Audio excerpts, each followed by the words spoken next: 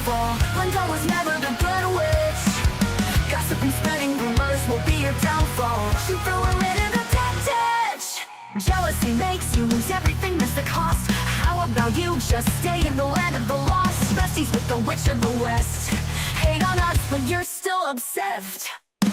Getting you to be the big bad villain, babe, go get a psychoanalysis. Because I know I'm one in a million, but it's fine, I'll be your protagonist. You're talking too much, we can all hear your whispers. Calling us wicked is a little insulting. You gave them to her, but you can keep the rest with first thoughts. Your word goes, girl, but that's just disgusting. You can call me the bad witch, but I'm not the snitch. So tell me which is which? Which is which? Which is which is which?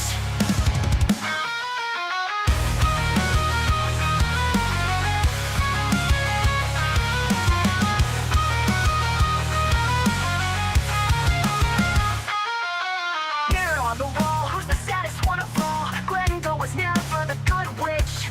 Gossip and spreading rumors will be your downfall. She threw her into the dead ditch. Jealousy makes you lose everything, that's the cost. How about you just stay in the land of the lost? Besties with the witch of the west. Hate on us, but you're still obsessed. Hating me to be the big bad villain, babe, go get a psychoanalysis. Because I know I'm one in a million, but it's fine, I'll be your protagonist. Todo lo que he dicho y todo lo que pueden concluir es que los hice por el poder de Satanás. Ustedes están fuera de la posibilidad de creer. Si han recibido toda esta revelación y no la han aceptado, no hay nada más que puedan tener. Seguirme, verme, observarme, escucharme y concluir que es satánico, los excluye de la posibilidad de creer. La ira de la iglesia es el tema de Mateo 13. Al situar a Israel aparte por su incredulidad, Cristo comienza a establecer parábolas que describen la naturaleza única del período de la iglesia. Él dice que en la era de la iglesia habrá trigo y cizaña, los cuales son los creyentes verdaderos y los falsos. Ellos serán tan difíciles de diferenciar que usted no será capaz de escoger hasta que Dios, quien es el juez final, decida entre ellos. Jesús plantea las diferentes dimensiones de la iglesia. La ilustración de la semilla de mostaza provee la idea de que la iglesia estallará en gran número, pero incluirá el real y el irreal. Esto es, creyentes verdaderos y creyentes falsos. La era de la iglesia será un tiempo verdaderamente insólito, y en realidad lo es ahora. Bajo el nombre de iglesia, hoy tenemos todo tipo de surtido. Cristo en el Apocalipsis le ordenó a Juan que escribiera a la iglesia de Sardis y le dijo: yo conozco tus obras, que tienes nombre de que vives y estás muerto. Apocalipsis 3:1. ¿Qué comentarios sobre muchas iglesias de hoy? Tienen un título, tienen un nombre, pero están muertas. ¿Y por qué están muertas? Están muertas fundamentalmente porque la gente dentro de ellas está muerta. Se podrá decir, de hecho, sin temor a equivocarnos, que hoy en Norteamérica la mayoría de los miembros de iglesias ni siquiera sabe qué es ser cristiano porque ellos están muertos espiritualmente. Pablo lo dijo allá en Efesios 2, versículo 1, estabais muertos en vuestros delitos y pecados. Por lo tanto, personas muertas han de constituir iglesias muertas. La iglesia hoy no sufre o muere a causa de los ataques desde fuera. Satanás no necesita perder el tiempo en ellos, ya las personas están muertas dentro de ella. Por otra parte, una iglesia viva, una iglesia que conoce a Jesucristo y proclama su evangelio, siempre va a estar padeciendo ataques porque tal tipo de iglesia será la conciencia de la comunidad. Jesús lo dijo en Lucas 6:26, ¡ay de vosotros cuando todos los hombres hablen bien de vosotros! La iglesia siempre debe estar en polos opuestos a los del mundo. La luz y las tinieblas no tienen compañerismo entre sí. ¿Y qué concordia Cristo con Belial? Como nos dice 2 Corintios 6:15. No hay relación. Es muy importante que entendamos esto. Pablo lo explica en 2 Corintios 6:14, donde afirma que el amor de Cristo es un tema básico. La prioridad de la iglesia es ser el recipiente a través del cual Dios está obrando una nueva creación, y esto de muertos espirituales. La iglesia que es verdadera, viva y vital, manifiesta el Evangelio a los muertos espirituales, y el Evangelio por sí solo les puede dar vida. Esta es la misión de la iglesia. No hay manera bíblica de que la iglesia pueda cortejar al mundo. La iglesia ha de ser la conciencia del mundo.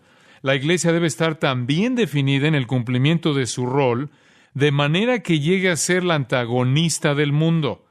Para los que están fuera de Jesucristo, la banca de la iglesia ha de ser el asiento menos confortable en el mundo, porque presentamos un evangelio que separa. Porque cuando la iglesia arrulla al mundo, la iglesia muere. La iglesia en Sardis pensaba que estaba viva, pero realmente estaba cortejando al mundo, por tanto, no estaba viva, sino muerta, como lo vimos en Apocalipsis 3:1. La tarea de la iglesia no es solamente enseñar a los santos, sino también advertir a los hombres de las normas de Dios. ¿No estamos siendo justos o fieles al llamado de Dios si todo lo que hacemos es anunciar la vida abundante? Ahora bien, la salvación es una dimensión grande, pero en algún momento hemos tenido que proclamar que el hombre es un pecador, que está apartado del Dios Santo y que a los ojos de Dios es objeto del juicio de Dios. Él es un hijo de ira, como dice Pablo en Efesios 2:3. Proclamar con denuedo la verdad de Jesucristo y la verdad del hombre en su pecado es dividir. En Mateo 10:34 al 36, Jesús dijo: «No penséis que he venido para traer paz a la tierra. No he venido para traer paz, sino espada. Porque he venido para poner en disensión al hombre contra su padre, a la hija contra su madre, y a la nuera contra su suegra. Y los enemigos del hombre serán los de su casa». La iglesia verdadera de Jesucristo, entonces, no es una institución religiosa que acoge a todo el mundo. Es el cuerpo de Cristo, apartado para Dios, en unión y matrimonio exclusivo con Cristo y redimidos por fe. Ninguna persona fuera de esa redención puede ser parte de ella.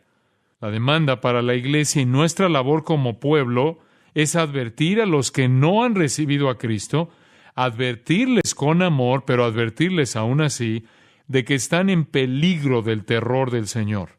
Esta es nuestra tarea. Nuestro texto es una advertencia a los que piensan que están cómodamente atrincherados en la iglesia, pero en realidad no lo están. Esta no es una advertencia para los que están fuera de la iglesia. Es una advertencia para nosotros, los que estamos involucrados en la iglesia, asegurarnos que somos auténticos. Pienso que es justo que al comenzar nuestro ministerio aquí nos detengamos y nos acerquemos a esta verdad con un sentido de sobriedad y seriedad para comprender nuestra condición como individuos ahora mismo ante los ojos de Dios. Y estoy seguro de que en esta iglesia hay personas que no conocen a Jesucristo de manera personal y vital. Estoy convencido de ello a causa del número de la congregación esta mañana. Hay muchos sentados aquí mismo, en este auditorio, que han venido a la iglesia muchas veces, pero que no conocen a Jesucristo. Quizás ellos hasta experimentan sensaciones religiosas y tal vez hasta emociones santurronas, pero ellos no conocen a Jesucristo. Estoy convencido de que antes de que como iglesia podamos movernos como un cuerpo, debemos llegar a ser una unidad. La única manera entonces en que podemos estar unidos y llegar a ser uno como Cristo oró que fuéramos, es cuando todos seamos auténticos, genuinos en Cristo. Quiero, pues, que examinemos cuidadosamente nuestras vidas. Observemos la escena en Mateo 7:22 y la frase «en aquel día». Esta frase es importante porque es una referencia a un día particular que viene en el que Cristo va a juzgar. La idea de «en aquel día» está relacionada en la Biblia con el juicio, y esta es una ilustración de aquel día. Una referencia similar a el día aparece en 1 Corintios 3:13 con relación al tiempo del juicio de los creyentes. Aparece con frecuencia en varios pasajes de la Biblia con relación al juicio divino de los incrédulos. Por ejemplo, en Isaías 2:12 la vemos, en Joel 2:1, Malaquías 4:5, Primera de Tesalonicenses 5:2, Segunda de Pedro 3:10. Está por venir un día en el que Dios va a juzgar. Está por venir un día en el que el gran trono blanco va a ser una realidad. Apocalipsis 20, 11 y 12 ilustra este gran cuadro del juicio final, diciendo: y vi un gran trono blanco y al que estaba sentado en él, de delante del cual huyeron la tierra y el cielo, y ningún lugar se encontró para ellos. Y vi a los muertos, grandes y pequeños, de pie ante Dios, y los libros fueron abiertos, y otro libro fue abierto, el cual es el libro de la vida. Y fueron juzgados los muertos por las cosas que estaban escritas en los libros, según sus obras. En otras palabras, ellos no tuvieron una fe loable. Sus obras fueron todo sobre lo cual cimentaron sus vidas. Si conoce algo acerca de esto, sabe que la Biblia dice: por las obras de la ley ningún ser humano será justificado, de acuerdo con Romanos 3:20. Y el mar entregó los muertos que había en él, continuó Apocalipsis 20:13. Y la muerte y el Hades entregaron los muertos que había en ellos, y fueron juzgados cada uno según sus obras. Y la muerte y el Hades fueron lanzados al lago de fuego. Esta es la muerte segunda. Y el que no se halló inscrito en el libro de la vida fue lanzado al lago de fuego, como lo dice Apocalipsis 20, 13 al 15. En Mateo 7, 21 al 23, se nos traslada al juicio final. Estamos ante el gran trono blanco, viendo a algunos de los que están cara a cara con Cristo en aquel tiempo. Ellos le dicen: Señor, Señor, aquí estamos, nosotros somos aquellos, los que eran religiosos. Pedro le llamó este día el día del juicio y de la perdición de los hombres impíos, en 2 de Pedro 3:7. La frase ahí, hombres impíos, podría parecer dura en vista del hecho de que éstas eran personas religiosas. Hay un silencio aterrador en ese juicio realmente. Ahora, vamos a ver en primer lugar el requisito para la entrada al reino. Noten ustedes en Mateo 7:21. Entonces se rompe el silencio con las palabras de Jesucristo. No todo el que me dice, Señor, Señor, entrará en el reino de los cielos, sino el que hace la voluntad de mi Padre que está en los cielos. Aquí tenemos, ante todo, el requisito para la entrada al reino. ¿Cuál es este requisito? ¿Cómo entra un hombre al reino de Dios? ¿Cómo puede estar en una relación vital con Dios?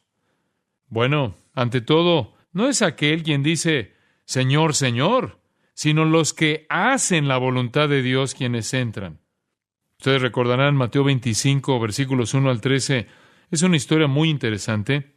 Ahí encontramos a 10 vírgenes invitadas a una fiesta. 5 de ellas vinieron y de antemano se habían preparado al traer el aceite y ponerlo en sus lámparas. Las otras 5 fueron insensatas y no prepararon nada. En Mateo 25, 11, la puerta se cierra y las 5 que quedan fuera dicen, Señor, Señor, ábrenos. Pero el Señor de la fiesta responde, de cierto os digo que no os conozco.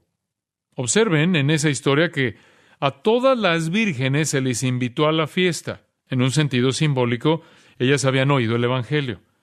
Habían escuchado la proclamación de vengan a la fiesta. Esta es una ilustración del llamado de Dios al mundo. Ellas se prepararon en la medida que dispusieron sus lámparas. Ellas hasta vestían las ropas apropiadas. Incluso llegaron a la casa de la cita. Sin embargo, no consiguieron entrar.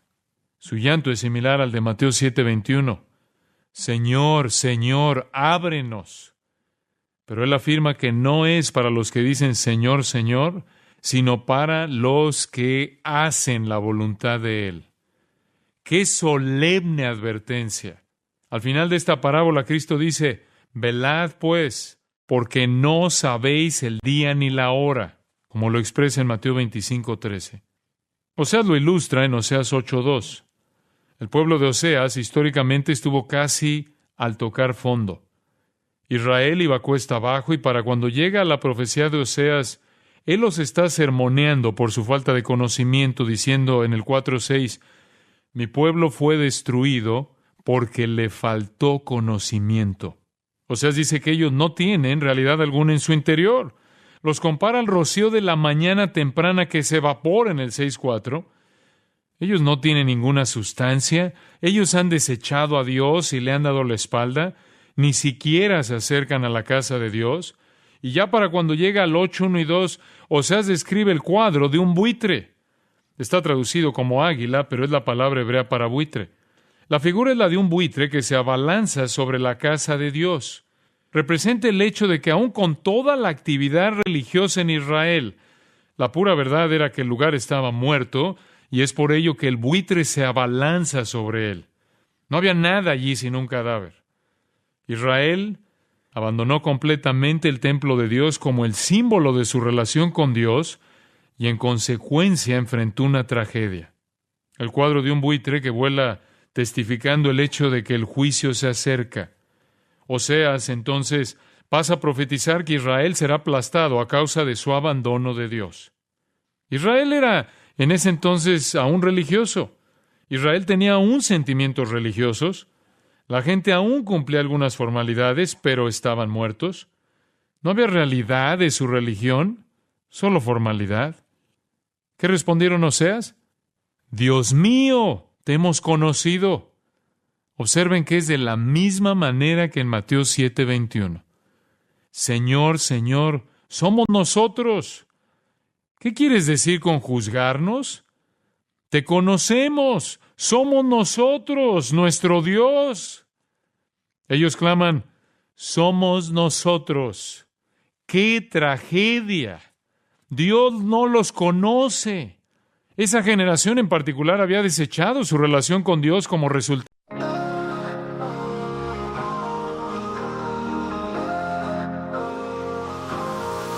I don't care what it takes, nothing will come in my way. The universe can throw all it wants at me, stick to my path, I'll stay. Broken away from you, I don't care. I will stare into the sun, slingshot me around where I can find you.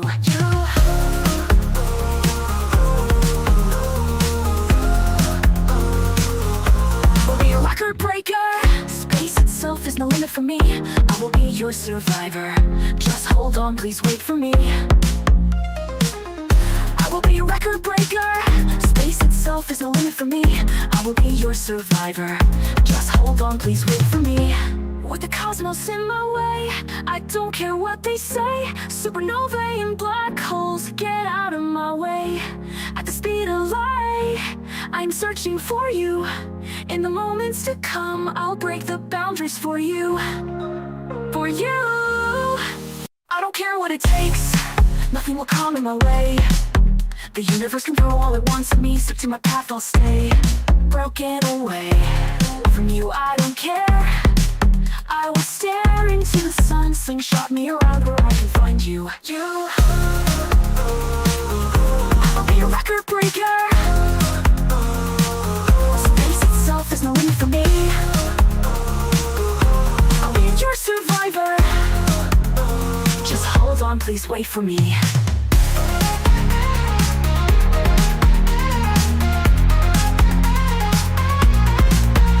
Cosmos in my way, I don't care what they say. Supernovae and black holes, get out of my way. At the speed of light, I am searching for you. In the moments to come, I'll break the boundaries for you. For you.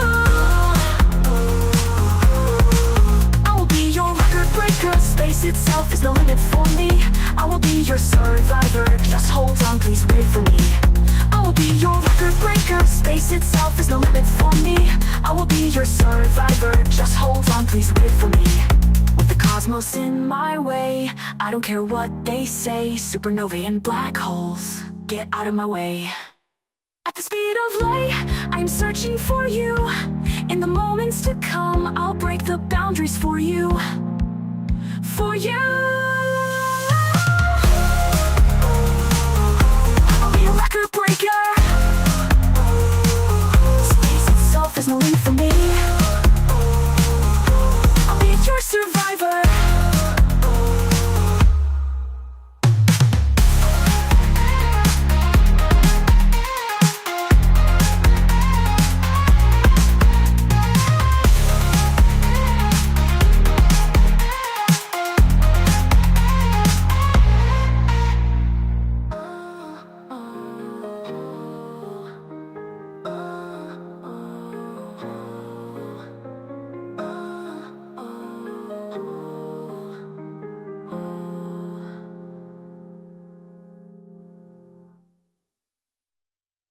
de sus propios deseos.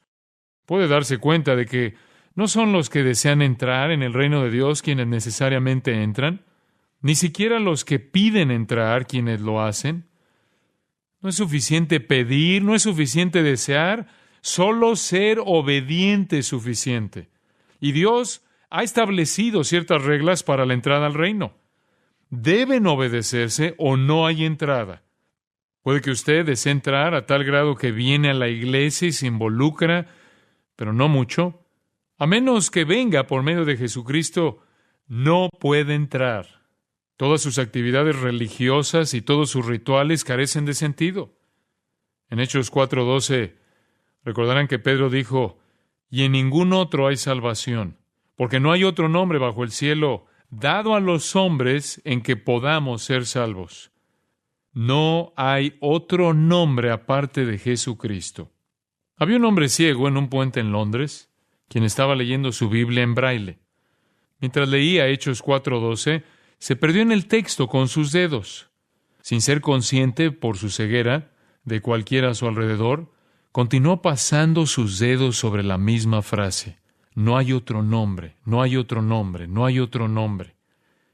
Un grupo de personas que se había reunido a su alrededor, a medida que trastabillaba sobre las palabras, comenzó a mofarse y burlarse de él mientras palpaba su Biblia. Había otro hombre parado a la orilla del gentío, quien no se burlaba, sino que escuchaba.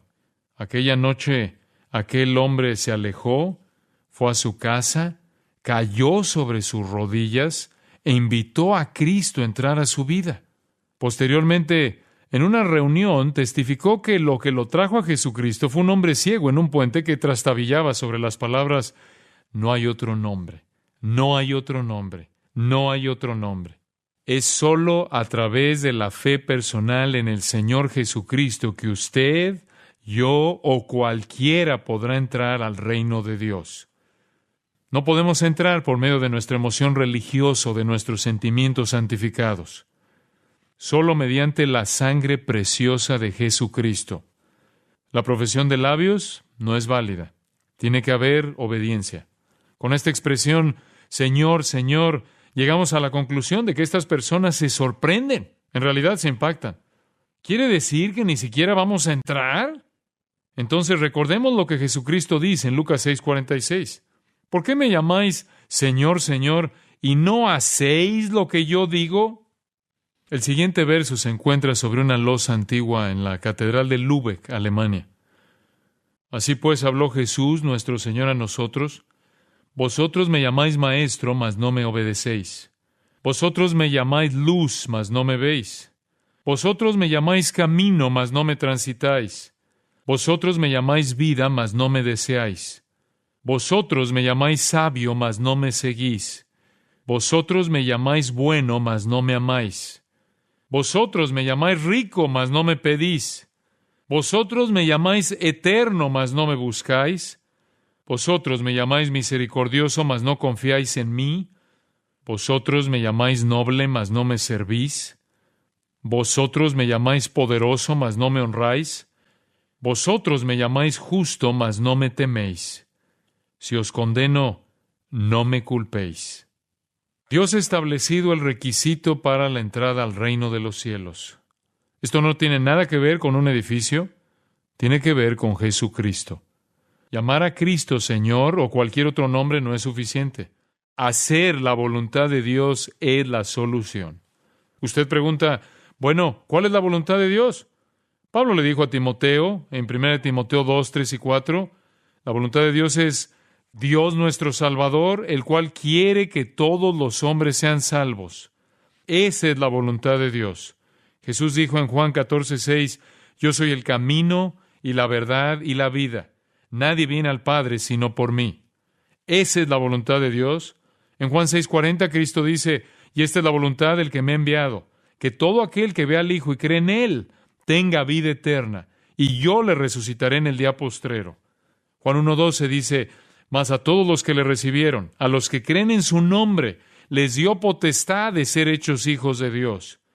La voluntad de Dios para usted es que reciba a Cristo. Hebreos 11:6 dice, pero sin fe es imposible agradar a Dios. Y esto significa fe en Jesucristo. Usted no entrará al reino por medio de la sinceridad, por medio de la religiosidad, por medio de la reformación, por medio de la benevolencia, por medio del servicio en la iglesia, ni siquiera simplemente por mencionar el nombre de Cristo. Allí se puede llegar solo por medio de la confianza y la fe personal en Cristo. Veamos a continuación el llanto de los que se les niega la entrada al reino. Ahora veamos en el verso 22 el llanto de aquellos a quienes se les niega la entrada. Muchos me dirán en aquel día, Señor, Señor, ¿no profetizamos en tu nombre? ¿Y en tu nombre echamos fuera demonios? ¿Y en tu nombre hicimos muchos milagros? El llanto de estas personas es un arrebato. Cuando Cristo en el juicio dice que no todo el que dice Señor, Señor, es en ese momento, de repente hay un arrebato, hay una súplica desde los corazones de aquellas personas. Ellos lanzan un grito y dicen, pero nosotros hemos hecho todas estas cosas. Muchas personas están yendo al infierno frustradas eternamente porque pensaron que su desempeño religioso era suficiente para salvarlas. De hecho, millones de personas dependen de su moralidad, de sus buenas acciones, de su bautismo, de su condición de miembros de la iglesia, aún de sus sentimientos religiosos. Habrá muchos obreros de iglesias en el infierno, muchos pastores, y es triste decirlo, muchos maestros de las así llamadas escuelas religiosas. Estoy seguro de que muchos de ellos le dirán a Cristo, Cristo, somos nosotros profetizamos en tu nombre. Pero Jesús les arrancará la piel de oveja y se pondrá al descubierto al lobo voraz. Eso es exactamente de lo que Él está hablando en Mateo 7, 15 al 20, donde Él revela a los falsos profetas, los que claman poseer una realidad que no tienen. Lucas 13, 25 al 30, añade un tremendo énfasis a este punto. Ahí el Señor nos dice, después que el padre de familia se haya levantado y cerrado la puerta, y estando fuera, empecéis a llamar a la puerta diciendo, Señor, Señor, ábrenos. Él respondiendo os dirá, ¿no sé de dónde sois? Entonces comenzaréis a decir, delante de ti hemos comido y bebido, y en nuestras plazas enseñaste. Pero os dirá, os digo que no sé de dónde sois. Apartaos de mí todos vosotros, hacedores de maldad. Allí será el llanto y el crujir de dientes. Cuando veáis a Abraham, a Isaac, a Jacob y a todos los profetas en el reino de Dios, y vosotros estéis excluidos, porque vendrán del oriente y del occidente, del norte y del sur, y se sentarán a la mesa del reino de Dios. Y he aquí, hay postreros que serán primeros y primeros que serán postreros. ¡Qué cuadro de aquel día! De los que son arrojados fuera, porque todo lo que tuvieron fue el nombre de Cristo, sin la realidad de la fe en Él. Qué triste verlos afuera llorando por ganar la entrada. Esto me recuerda a las personas en los días de Noé, quienes debían haber estado haciendo lo mismo, golpeando ruidosamente las puertas del arca para tratar de hacerle saber a Noé que finalmente creyeron que sus palabras eran ciertas. Ellas quisieron pasar hacia adentro, pero no pudieron. ¿Tiene usted solamente una apariencia de piedad? ¿Conoce al Señor personalmente? ¿Se ha visto usted mismo de pie ante el gran trono blanco con sus débiles excusas? En Juan 3:3 Jesús le dijo a Nicodemo, de cierto te digo, que el que no naciere de nuevo no puede ver el reino de Dios. ¿Qué significa ser nacido de nuevo? Significa sencillamente recibir a Jesucristo y creer que Dios le hace una nueva creación. Le hace nacer eternamente dentro de su familia. Y cuando Nicodemo vino a Cristo, él tenía mucho de lo cual vanagloriarse. Él era un hombre religioso, él era el maestro en Israel. Usted pensará que con todos los escalones religiosos que él había alcanzado, Cristo le habría dicho, Nicodemo, qué gran tipo eres. Has llegado muy lejos. Has tenido una vida tremendamente fantástica. Has hecho cosas maravillosas. Todo lo que necesitas es subir un gran escalón más y estás dentro. Pero Cristo en verdad le dice, Nicodemo, todo lo que has hecho es obrar con religiosidad. Ahora, olvídalo todo, vuelve atrás y hazte como un bebé, nace de nuevo. Nicodemo no necesita subir un escalón más en el proceso. Él tuvo que comenzar desde el principio. Esto nos lleva a nuestro siguiente punto. Vamos a ver a continuación la condenación para aquellos sin Cristo. Observen la condenación para aquellos sin Cristo. Lanzar gritos hacia Dios en protesta es una defensa inútil. ¿No es así? La voluntad de Dios es recibir a Cristo como Señor y Salvador. Los que no lo han hecho así lanzan gritos de horror. Entonces el juez habla nuevamente ahí en Mateo 7:23 y vemos la condenación de los que no tienen a Cristo. Y entonces les declararé: nunca os conocí, apartaos de mí, hacedores de maldad. Observen la palabra declarar. Es una palabra interesante. La palabra griega para declarar es homología. Significa proclamar abiertamente. Aquí Cristo proclama abiertamente que Él no los conoce. Esa misma palabra, de hecho, se usa en Mateo 10:32, donde Jesús dice: a cualquiera pues que me confiese delante de los hombres, yo también le confesaré delante de mi Padre que está en los cielos. Si gustosa y abiertamente usted no proclama a Cristo aquí en la tierra, entonces Él no le proclamará abiertamente a usted en el cielo. En lugar de esto, Él dirá: nunca os conocí. Ahora llegamos a uno de los conceptos más importantes en toda la Biblia. Se representa con la palabra conocer. Alguna que otra vez me escucharán repitiendo este concepto porque es de importancia fundamental. ¿Qué significa para Dios conocer una persona y no conocer a otra? Sabemos que no significa que Él no es consciente de las personas. Sabemos que Él no está diciendo: no sé quién eres. Él sabe quién es cada uno. Él cuenta los cabellos de la cabeza de cada uno.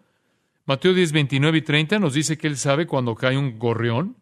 Él sabe todo lo que hay para saber. Entonces, ¿qué quiere decir Cristo cuando dice: nunca os conocí? En 2 de Timoteo 2:19 se nos da la clave. Ahí Pablo escribe: conoce el Señor a los que son suyos. ¿Qué significa esto? ¿Qué trata él de decir? La palabra conocer en las Escrituras implica una relación de amor única.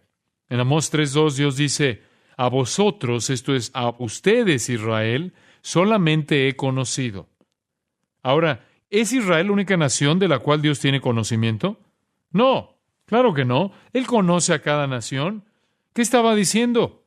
Él estaba diciendo: yo tengo una relación íntima con Israel. El Antiguo Testamento se refiere al concepto de un hombre y una mujer que se unen en una relación que produce un hijo como un hombre conociendo a su esposa. Por ejemplo, Génesis 4:17 dice: y conoció Caín a su mujer.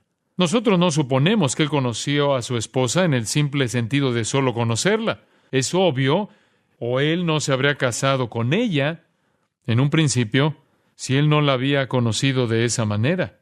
Al contrario, es algo más que esto. El versículo continúa diciendo: la cual concibió y dio a luz a Enoc.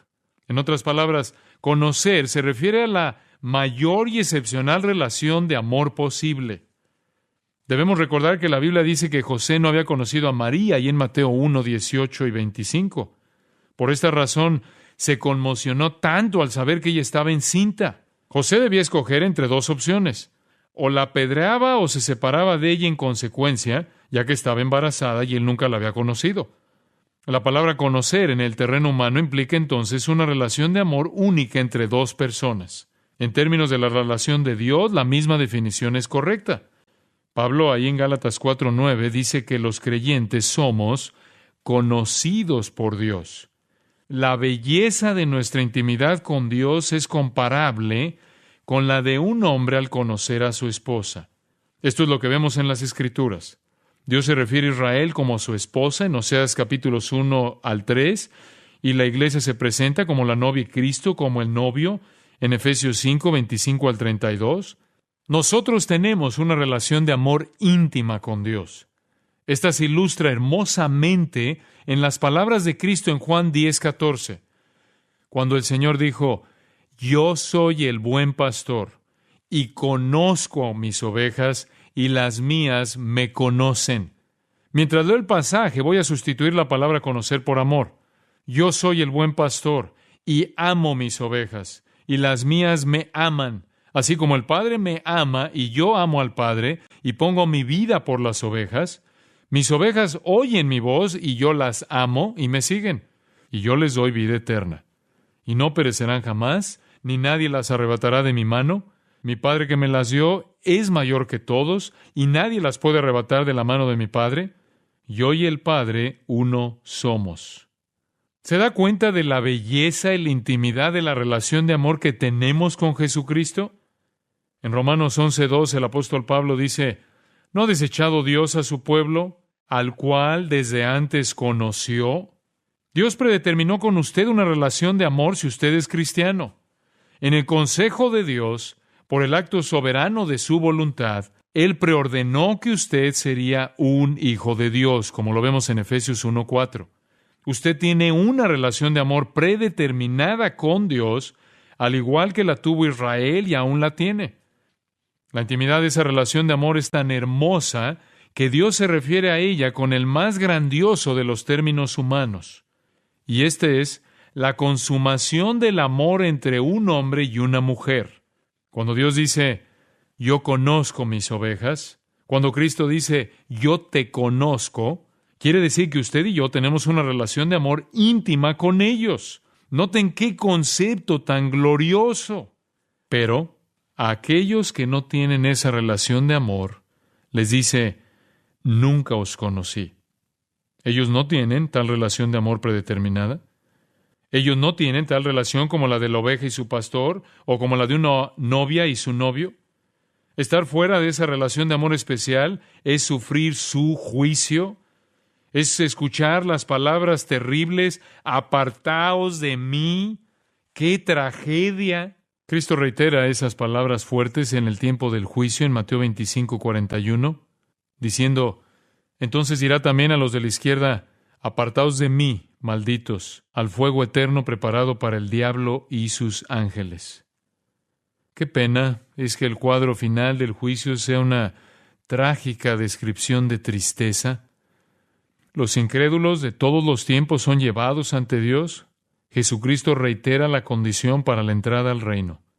Hacer la voluntad de Dios, esa es la condición. Ellos claman, los que quedan apartados, y dicen, pero en tu nombre hemos hecho todas estas obras. Pero el juez habla finalmente y dice,